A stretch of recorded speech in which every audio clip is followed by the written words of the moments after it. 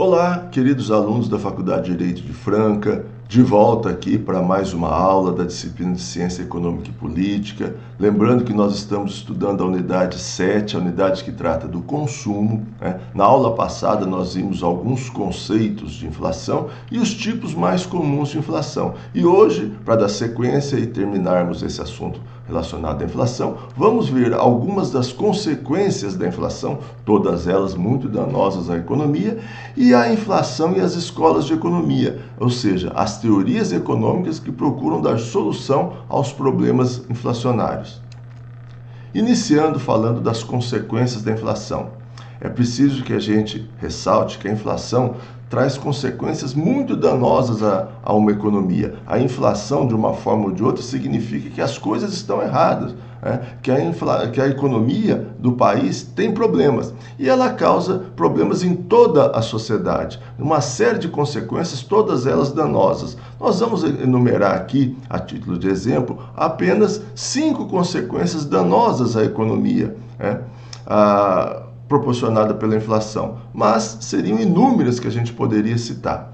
Uma principal consequência e danosa, certo, à economia é sobre o poder aquisitivo, aqueles que vivem de salários, certo, os assalariados. Né? E o impacto da inflação é de reduzir o poder aquisitivo de todos aqueles que vivem de rendimentos fixos. Os salários não são reajustados a todo dia. E durante aquele período, certo, em que você está tendo inflação, a inflação está corroendo o poder de compra, certo? Principalmente de quem vive de rendimento fixo. A quantidade de bens que podem ser adquiridos no mercado vão diminuindo. Então você tem um salário de 100 e você compra todo mês 100 produtos, certo? Com aquele salário. Então, salário de 100 e, hipoteticamente, você compra 100 produtos. Se você não tem inflação, certo? Teu poder aquisitivo é de 100 produtos. 100 produtos. E você está sempre comprando 100 produtos. De repente, você tem um processo inflacionário. Vamos imaginar, certo? 1% de inflação ao mês. 1% de inflação. Lembrando que o Brasil já chegou a ter uma inflação de 82% ao mês. Estou falando de 1%. Então, significa o quê? Que naquele mês, durante o mês, você vai comprar não mais os 100 produtos, você vai comprar 99 produtos. No segundo mês, você vai comprar 98 produtos. No terceiro mês, 97 produtos, ou seja, a inflação está corroendo 1% do teu poder de compra no seu salário. Então, a inflação reduz o seu poder de compra. Aí muitos até, na época da inflação bastante elevada aqui no Brasil, você tinha correções salariais relativamente em espaços bastante curtos, né? Primeiro você tinha correções anuais, depois que a inflação foi aumentando, você passou a ter correções semestrais, depois quando a inflação aumentou mais ainda, correções quadrimestrais, depois trimestrais, depois bimestrais, depois mensais, e teve uma época que nós tínhamos aqui no Brasil as correções salariais decenais. O salário era corrigido a cada 10 dias, você recebia dia 1, dia 10 e dia 20. E cada um você tinha uma correção, tamanho era o tamanho da inflação. Agora, é bom que a gente diga o seguinte: primeiro, não tem como o poder aquisitivo não perder para um processo inflacionário. Sempre perde. Muitas pessoas tinham a ilusão de que, poxa, eu trabalho numa empresa boa e a minha empresa, ela me repõe 100% da inflação. Beleza, já é alguma coisa, já é muito bom. Porém, mesmo essas pessoas que acreditam e que trabalham nessas empresas que repõem 100% da inflação, mesmo assim a inflação corrói o poder de compra. Vamos imaginar o seguinte, você, voltando àquele exemplo, você tem um salário de 100 e você compra 100 produtos. Todo mês você compra 100 produtos. Você teve inflação, você compra naquele mês 99, no outro mês 98, 97, vai assim sucessivamente. Lá no final do ano, certo? Passado um ano, a empresa recompõe o seu poder de compra. Vamos imaginar isso. E recompõe o seu poder, reajusta o seu salário daqui a um ano, de forma que você volte a comprar os 100 produtos. Fala, poxa vida, voltei a comprar os 100 produtos. Mas e todos esses produtos que você não comprou durante esse ano, que você foi perdendo poder aquisitivo? Esse você vai perder e nunca mais vai ter condições de recuperar, porque você teu salário não é reajustado a cada dia que você trabalha, então você sempre perde poder aquisitivo, não tem como não perder. Uma outra consequência bastante danosa da inflação é sobre o mercado de crédito. Nós já vimos aí, estudamos crédito no passado, que o crédito é muito importante para a economia. Ele estimula as compras, permite que as pessoas comprem, certo? A longo prazo, paguem a longo prazo, e isso estimula o crescimento econômico, o desenvolvimento, mais geração de emprego. Então, o crédito é importante para uma economia. Quando você tem um processo inflacionário, todos os devedores ganham com a inflação não antecipada às custas dos seus credores. Então vamos imaginar o seguinte, nós estamos hoje num país com uma inflação praticamente residual. E você, imaginando esse cenário, você pega um bem seu, por exemplo, do valor de 100 mil reais, não, eu empresto esse daqui para pagamento daqui a um ano. O que você imagina? Você embute um juro, mas você imagina que ao final de um ano ele vai te devolver os 100 mil reais e com esses 100 mil reais você tem o mesmo poder aquisitivo de hoje. Essa é a hipótese que você imagina hoje. Porém, vamos imaginar que abruptamente durante esse um ano você tem um processo inflacionário. A inflação exploda, e passa de 2, 3, 4, 5, 10% ao mês. Ao final de um ano, o contrato seu estabelecia o quê? Que você iria receber aqueles 100 mil reais, você até recebe. Só que, ao final de um ano, você não compra o mesmo que você compraria hoje. Então, a inflação, para quem os devedores ganharam com esse processo inflacionário. Mas ganharam às custas de quem? Às custas dos credores. Na época inflacionária aqui no Brasil, que a inflação era tão grande, era difícil as pessoas comprarem coisas a prazo, venderem a prazo, porque sabia que a inflação corroía o poder de compra. Então as pessoas não construíam, não compravam carros, porque não existiam mecanismos de crédito, certo? Que financiassem a longo prazo, principalmente a longo prazo. Bom, aí no Brasil inventaram uma coisa que chamava correção monetária.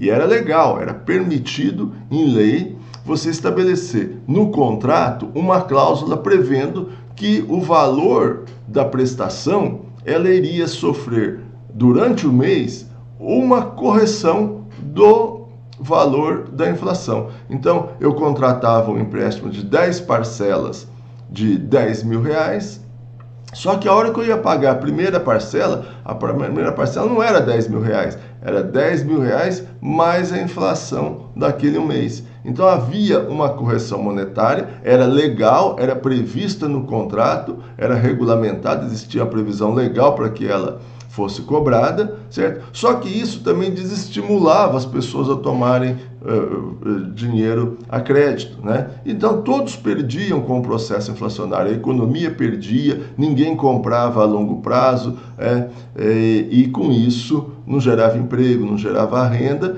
né? Por conta de um processo inflacionário. Uma outra consequência danosa sobre os investimentos produtivos.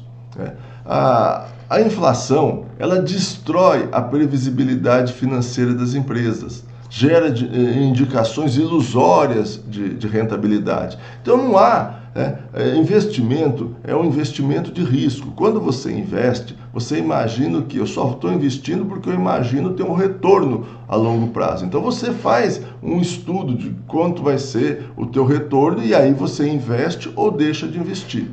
Quando você tem um processo inflacionário, você não consegue imaginar quanto que vai ser adequadamente o seu retorno, você fica inseguro. E quando você fica inseguro, você não tem uma garantia, você não tem uma previsibilidade boa de que você vai ter um retorno, você deixa de investir. E aí toda a economia perde com isso. Principalmente aqueles setores de indústrias de base, aqueles setores que têm um longo prazo de maturamento do investimento, investimento de longo prazo. Você perde o horizonte de quanto seria a sua rentabilidade. E aí, em seguro, você deixa de investir. E deixando de investir, muitas vezes você canaliza seus recursos para investimentos especulativos e tudo mais, e deixa de investir na economia. Era o que acontecia muito na economia brasileira, década de 80, década de 90. As pessoas deixavam de investir em empresas e investiam apenas no setor financeiro, fazendo especulações comerciais. Certo? E todos perdiam com a inflação.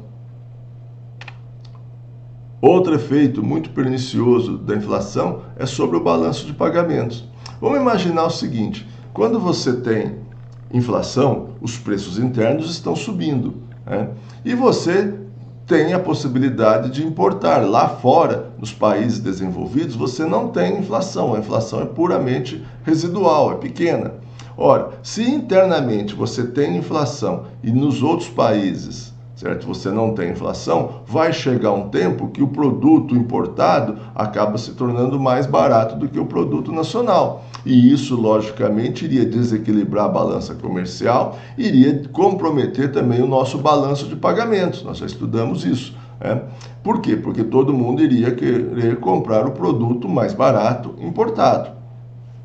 Bom, como que se corrigia isso na época? Então, essa é a consequência. Quando você tem inflação local, certo? Isso desestimula as compras internas, estimula as importações. Porém, isso pode ser resolvido. Como que se resolvia isso? Resolvia-se desvalorizando o dólar. Então, toda vez que a inflação ocorria aqui no Brasil, você, certo, desvalorizava a nossa taxa de câmbio. Então, se o dólar hoje está R$5, você passa e a inflação foi 10%, você passa para 5,50. No mês que vem, a inflação foi 10%, você passa para 6,10. E você vai desvalorizando o câmbio. Com isso, certo, o produto importado não chega aqui mais barato. Você resolve esse problema. Resolve hipoteticamente. Porque toda vez que você desvaloriza o dólar, você também alimenta a inflação, porque o preço dos produtos importados acabam subindo e muitos deles são componentes internos aqui. Então ficava como se fosse o cachorro correndo atrás do rabo. Por conta de você ter um processo inflacionário, você tinha que desvalorizar o dólar. E toda vez que você desvaloriza o dólar, você realimenta a inflação. E aí você realimentando a inflação, você tinha que desvalorizar mais ainda o dólar para não comprometer o balanço de pagamentos. E aí realimentava mais ainda a inflação. Era uma verdadeira bola de neve, uma loucura, certo? Que parecia que não tinha fim. Por isso que a inflação começava aqui no Brasil com 1, 2, 5, 10, 20, 30, 40, 50%, chegou até 82% num único mês. Era uma bola de neve. Outra consequência muito danosa à economia, certo? É sobre o papel orientador do mercado. Então percebam bem, nas economias fundamentadas na livre iniciativa empresarial, como é a nossa, o livre movimento dos preços tem a função de orientar as atividades produtivas. Ou seja, o preço está sempre conversando com a gente. O preço está falando para a dona de casa quando ela vai na feira, o preço do tomate está caro. O que ele está falando para a dona de casa? Está falando, compre menos tomate. O preço dele está caro. E a dona de casa sabe, ela tem na mente dela quanto custa o tomate normalmente e ela sabe que hoje está caro. Ela compra menos. O produtor rural que produz tomate, ele vê, hoje o preço do tomate está alto. O que eu vou fazer? Como eu quero ganhar dinheiro, eu vou produzir mais tomate. Então, se por um determinado momento, vamos imaginar, houve um problema na safra, faltou tomate, consequentemente o preço sobe, só que o preço vai falar para a dona de casa, compre menos, e vai falar para o produtor, produza mais. E novamente o preço vai se equilibrar. É assim que funciona, certo? Numa economia capitalista numa economia como a nossa. Estudamos isso quando nós vimos lei da oferta e da procura, né? Então os preços têm essa função de orientar o mercado, orientar a gente a alocar da melhor maneira possível nossos recursos. Então a dona de casa vai alocar da melhor maneira possível os seus recursos, vai deixar de comprar tomate ou muito tomate numa semana, vai comprar mais outro tipo de legume e vai orientar o produtor, em vez de produzir algo que não que tem excesso no mercado, produzir algo que está faltando no mercado. E assim contribuir para o equilíbrio e para a melhor alocação dos recursos. Contudo, quando você tinha um processo inflacionário, principalmente um processo inflacionário como o brasileiro, que era muito elevado, você perdia completamente a orientação. Não é como hoje, que você já sabe mais ou menos quanto que é o preço do quilo de tomate, já sabe quanto que é o preço da cerveja, por exemplo. Você sabe quando você vai no supermercado, tá num preço bom, compro mais, tá num preço ruim, eu deixo de comprar, né? Então você sabe mais ou menos o preço das mercadorias. Quando você tinha um processo inflacionário grande, como era o nosso aqui no Brasil, você perdia completamente essa orientação. E muitas vezes você estava comprando um produto que estava escasso, pagando caro, e o produtor também estava alocando não adequadamente os seus recursos na sua produção. Então, aquilo distorcia esse papel orientador do mercado que os preços têm. Depois de falar para vocês várias consequências, todas elas danosas às economias, falamos apenas 5, poderíamos falar 50, né? E todas elas são danosas às economias, né? Vamos falar um pouco da inflação e as escolas de economia, ou seja, como as teorias econômicas veem o processo inflacionário e como elas procuram dar respostas ao processo inflacionário. Nós vamos falar de 3 escolas, as 3 principais correntes de pensamento. Primeiro, os chamados monetaristas. Os monetaristas, por sinal, muito em alta nos últimos dias, são muito ligados à corrente da Universidade de Chicago, do Milton Friedman, os chamados monetaristas. Para eles, a inflação resulta do excesso de moeda em circulação e da incapacidade das autoridades governamentais de conter sua expansão. Então, normalmente, isso acontece principalmente na inflação de demanda. A inflação ocorre porque você tem uma quantidade de moedas superior à quantidade de produtos, ou seja, a quantidade de moeda, muitas vezes ela cresce mais rapidamente do que a quantidade de produtos. Como moeda serve para comprar produtos, logicamente, toda vez que aumenta a quantidade de moeda, os preços acabam subindo, lei da oferta e da procura. Então, isso acontece principalmente em países em desenvolvimento, que as autoridades monetárias ou os governos, devido ao déficit, começam a emitir moeda de forma desenfreada. Bom, então, segundo os monetaristas, a solução é simples. E se tem mais moeda do que produto, você tem que tirar moeda. Tem que tirar moeda. Porém, essa questão, como tirar moeda? Tirar moeda, você tira aumentando taxa de juros, contendo a demanda, contendo o déficit público, ou seja, enxugando a economia, certo? Enxugando, diminui gastos públicos, diminui o crédito, aumenta a taxa de juros, e com isso você enxuga a liquidez da economia. Todos aqueles que possuem algum recurso vão preferir deixar o dinheiro parado no banco, ou investido no banco, porque a taxa de juros está alta. Quem quer comprar alguma coisa vai deixar de comprar, porque a taxa de juros está alta, a prestação fica cara, e com isso, logicamente, você provoca na economia um processo bastante recessivo. E aí, o que acontece? Normalmente, dá resultado. Dá resultado por quê? Porque diminui o nível de atividade econômica. Com isso, as pessoas vão comprar menos, as empresas vão investir menos, e aí menos consumo, menos investimento, certo? Logicamente, a pressão dos preços vai diminuir. Porém, é um efeito muito duro, é um remédio muito amargo, por conta de uma política monetarista, e quando ela for bastante forte, pessoas vão perder emprego, empresas podem quebrar, a atividade econômica vai entrar num processo recessivo, é um remédio muito amargo e, consequentemente, os preços não vão subir.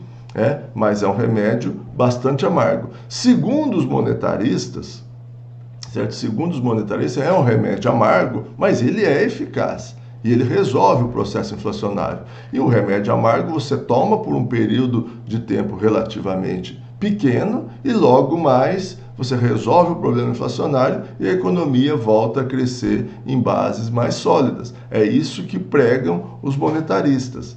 É isso que pregam os monetaristas. E principalmente o seguinte, quando percebe-se que a quantidade de moeda está crescendo, ou que a inflação está crescendo, certo? Já começa a tomar o remédio amargo para não aumentar. Porque se a quantidade de moeda crescer muito, a inflação ficar muito alta, você vai ter que tomar o remédio amargo por muito tempo. Então, apareceu a inflação, você já dá paulada na cabeça dela, resolve o problema, certo? E logo mais a economia volta a crescer em bases mais sólidas. Assim preveem os monetaristas, certo? Então, redução do consumo em nome de um consumo futuro maior. Ou seja, você resolve o problema agora, num curto período de tempo, e logo a seguir você volta a crescer de uma forma mais sustentável. Assim pregam os monetaristas. Ao contrário dos estruturalistas, certo? Os estruturalistas que foram também, de certa forma, bastante influentes aqui no Brasil, na década de 80, nos planos heterodoxos. Os estruturalistas são muito ligados à visão cepalina. CEPAL, é Comissão de Estudo e Planejamento da América Latina. Tem como principais expoentes Maria da Conceição Tavares, Raul Pebrich, Celso Furtado, eram considerados estruturalistas. E foi muito influente, principalmente nas economias da América Latina, década de 60, década de 70, 80, 90. Segundo estes, a inflação resulta de deficiências na estrutura produtiva da economia, que passam tanto pela concentração da estrutura de produção, de comercialização, no modelo exportador que nós temos, que sacrifica as finanças públicas, levando o governo a ter que gastar mais do que aquilo que ele tem. Então, o que eles recomendam? Reformas estruturais que alterem o padrão de desenvolvimento, melhorem a distribuição de renda e estimulem o mercado interno. Então, vamos imaginar o seguinte, segundo a visão deles, logicamente, você tem uma quantidade de moeda superior à quantidade de produtos existentes. E essa quantidade de moeda cresce mais rapidamente do que a oferta de produtos. Segundo estes, em vez de você tirar a moeda, como pregam os monetaristas, eles propõem o quê? Reformas estruturais que estimulem a produção econômica. Dessa forma, a produção econômica cresce e você dissolveria as pressões inflacionárias. Em tese, a coisa é muito bacana, certo? Você não teria tanto sacrifício. O sacrifício seria você tentar, ou você obteria o resultado tentando aumentar a produção. E isso é bom, gera emprego, gera renda e tudo mais. E aí você dissolveria as pressões inflacionárias. A quantidade de produto equivaleria à quantidade de moeda no mercado. Porém, como fazer isso? Então, segundo eles, através de reformas estruturais comandadas pelo Estado, reforma agrária, políticas industriais, gastos públicos em infraestrutura. Ora, gastos públicos em infraestrutura, gastos públicos vai exigir mais moeda ainda. Ou seja, como fazer isso? Então, do ponto de vista teórico, é bacana. Do ponto de vista de resultado, nunca obteve-se resultado com isso. Seria um processo muito longo, e não acaba resolvendo. Porque o Estado está sempre tendo que comandar essas reformas e nunca consegue aumentar a produção. E outra, imagine o seguinte, de repente num ano você tem uma inflação de 10%. 10%. Ora, para um PIB de um país, a produção econômica do país crescer 10%, às vezes precisa de 2, 3 anos, né? Certo? Para crescer aqueles 10%. Então, é muito difícil esse processo e nunca acabou dando resultado. É bacana, teoricamente ele é interessante, mas o resultado nunca foi alcançado dessa forma. O que se prega hoje, certo? Hoje em dia é o seguinte: reformas estruturais que melhorem a eficiência da economia e tudo mais tem que ser feita independente de você ter inflação. Independente de ter inflação, você tem que promover esse tipo de reformas estruturais. Agora, apareceu a inflação, principalmente no começo, tenta debelar ela logo no começo, às vezes com um remedinho monetário, certo? Com uma política monetária, certo? Porém, bem no início. E não deixar que a inflação se avolume, porque quando ela se avoluma, aí fica muito difícil ela ser contida. É assim que se faz no mundo inteiro, né? Toda vez que aparece inflação, debela. A inflação tem que ser residual, a ponto de que você não tenha que ficar repassando para preço, repassando para tudo, certo? A inflação tem que ser inflação como nós temos hoje, puramente residual, de 1, 2%, é assim que acontece no mundo inteiro. Não deixar a coisa descambar ou perder, certo? Perder o controle do processo inflacionário. Bom, uma terceira corrente de economistas, essa só existe aqui no Brasil. Só existe aqui no Brasil, só existiu aqui no Brasil. Em outros países, com certeza, não tem isso que nós vamos falar aqui. A aula terminaria nessas duas teorias aqui. Mas o Brasil inova. Bom, na década de 60, nós criamos uma coisa que era o seguinte, a chamada correção monetária. Ou seja, era aquela, vamos conviver com a inflação. Mas como conviver com a inflação? Conviver com a inflação da seguinte forma, toda vez que você tinha inflação, era permitido você ter uma cláusula no contrato corrigindo a desvalorização da moeda. Então, os salários eram corrigidos pela inflação anualmente. Os contratos poderiam ser corrigidos pela inflação, a prestação da casa própria corrigida pela inflação, a mensalidade escolar corrigida pela inflação, os aluguéis corrigidos pela inflação. Tudo você podia, em todo contrato, você podia conter o seguinte, todo ano você vai haver uma correção pela desvalorização da moeda. Era uma tentativa de se conviver com o processo inflacionário. Conviver com o processo inflacionário. Em tese, certo? Em tese, isso seria possível, mas ele causava outros problemas também. Então vamos imaginar o seguinte, você teve durante esse mês uma inflação de 10%. Ora, ninguém consegue conviver com uma inflação de 10%. Então era permitido você reajustar todos os preços em 10%. Então vamos imaginar, ninguém consegue conviver perdendo o seu salário 10% ao mês, como nós estudamos lá, o poder aquisitivo. Ninguém consegue emprestar com 10% de inflação. Você vai corroer a dívida. Ninguém consegue, por exemplo, exportar ou importar, por exemplo, com uma inflação superior a 10%, transacionar externamente. Então, 10% é muito. Então, era permitido o seguinte, ao final do mês, corrigia-se o salário também em 10%. Eu estou falando mensal, mas poderia ser anual. Então, tudo era corrigido. Corrigia-se o salário, corrigia-se o câmbio, corrigia o valor das dívidas, o valor da prestação da casa própria, certo? A mensalidade escolar, tudo subia os mesmos 10%. E aí todo mundo falou, opa, voltamos ao normal. Ninguém perdeu, porque tudo foi corrigido. Todos corrigiram o valor, os seus ativos, os seus rendimentos em 10%. Porém, olha que efeito que tinha. Vamos imaginar o seguinte, no primeiro ano, vou falar ano então, no primeiro ano você teve uma inflação de 10%. No final do ano, todo mundo corrige em 10%. Opa, voltamos ao normal. Porém, se todo mundo corrigir em 10%, quanto que vai ser a inflação do ano seguinte? Se tudo subiu 10%.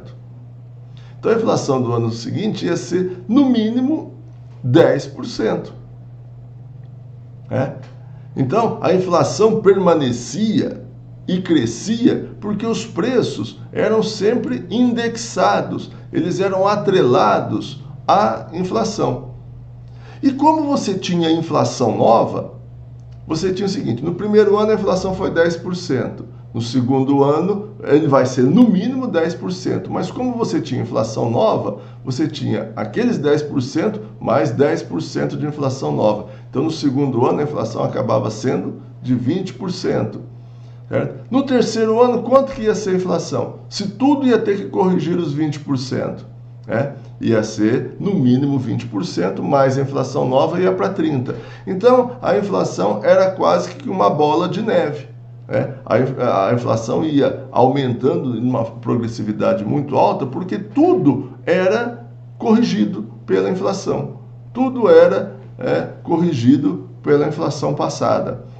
E aí vinham os chamados inercialistas, os economistas inercialistas falando: a inflação ela ocorre por conta da correção monetária. Então vamos acabar com a correção monetária. Ora, certo? Acabar com a correção monetária, certo? Como fazer isso? Então fazer um congelamento de preço, isso e aquilo, acabava. Porém, o governo continuava fabricando mais moeda e criando mais inflação. E aí você novamente tinha, certo, que indexar os preços. Então, ficava sempre uma bola de neve, a coisa sempre passando para o período seguinte. Quando que você teve solução? No momento que o Brasil fazia. Então, temos que parar de fabricar moeda nova, certo? E aí, certo, vamos fazer uma política fiscal mais dura, Isso foi feito principalmente após o Plano Real, certo? Aumentar impostos, diminuir gastos, para que o Estado não tenha que emitir mais moeda. Vamos fazer a lei de responsabilidade fiscal, vamos fazer uma série de medidas para de emitir moeda, para de gerar inflação nova. E aí nós vamos poder ser felizes para sempre sem inflação. Porque caso contrário, certo? A correção monetária é uma consequência, não uma causa da inflação. Ela é uma consequência. Não adianta, certo? Acabar só com a consequência se você não resolver o problema da causa, certo? Então, o inercialista é uma teoria que só existia aqui para os brasileiros, certo? Porque não adianta você tentar resolver o problema só pela consequência e não acabando com a causa. A causa era o quê? Uma oferta de moeda superior à quantidade de produtos, que é o processo inflacionário. Há muito que se falar, que poderia ser falado de inflação, de estudar o processo inflacionário brasileiro. Se fosse um período que o Brasil estivesse sofrendo muito o processo inflacionário, talvez fosse interessante até a gente se dedicar um espaço maior a esse tema. Felizmente, hoje, a inflação está domada. Infelizmente, ela está domada pelo pior motivo que existe, que é uma crise muito grande. Certo? Mas espero, é bom que a gente entenda o seguinte: inflação é porque houve algum problema na economia e principalmente um problema de política fiscal, certo? E deve ser debelada porque a inflação destrói uma economia, ok? Bom, com essa videoaula nós encerramos esse tópico que trata da inflação. E também encerramos esse tópico que trata do consumo, porque consumo não há muito a que se explorar, a que se falar a respeito do conceito ou relacionado ao consumo. Tá ok? Bom, muito obrigado pela atenção e até a nossa próxima aula.